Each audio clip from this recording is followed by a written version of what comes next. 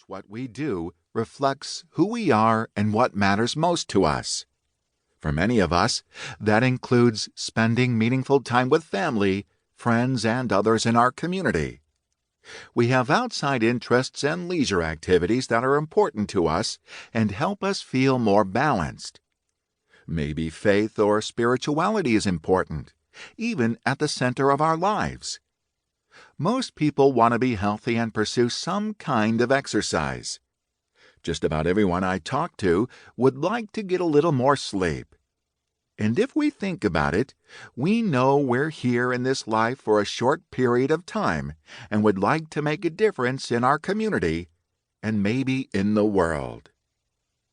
These components aren't just lofty goals that sound good or items on a wish list. They reflect our values. By devoting meaningful time to their pursuit, we can lead a values-based life that enables us to be true to ourselves and what we say is important.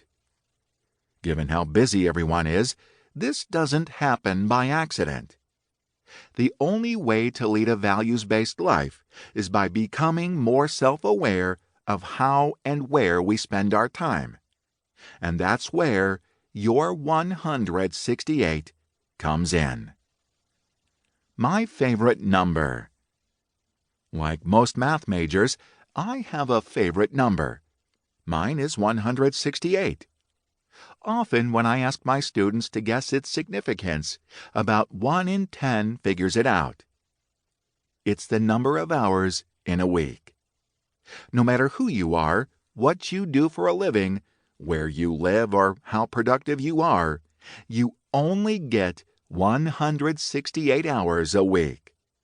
The only difference is how you spend that time. It's not about working X hours a week and then having the remaining hours for other things. It's not working or living, remember? To have true balance among different components of your life, the areas you say are the most important, you need to allocate your time just as you would any precious resource. You accomplish this by being self-reflective and accountable for how you spend your time. Some people ask me why I don't use 24 hours to divide up a typical day. For most people, myself included, there is no such thing as a typical day.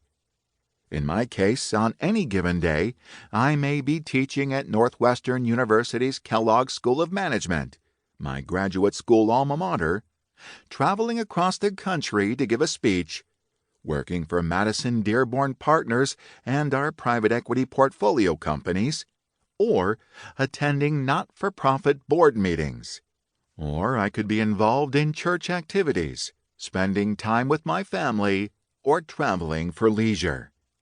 There's no typical day. Over the course of a week, though, our days tend to fall into a pattern. And even if a week is an anomaly, for example, 5 straight days of business travel, over a few weeks we can see how our time allocation is shaping up. A tool that helps is the life grid, composed of components or what I call life buckets, those areas into which you pour your time, attention, and energy. Table 1.1 provides a representation of where and how I want to spend my time and enables me to record how I actually spend my 168 hours a week. Your life grid may not look like someone else's, and it's not what you think your 168 should look like.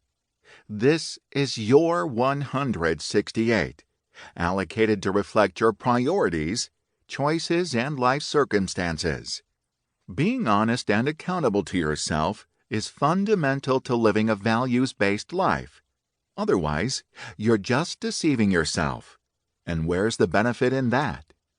Once you have a life grid of how you want to allocate your time, you can start tracking how closely your life follows that plan. See Chapter 2.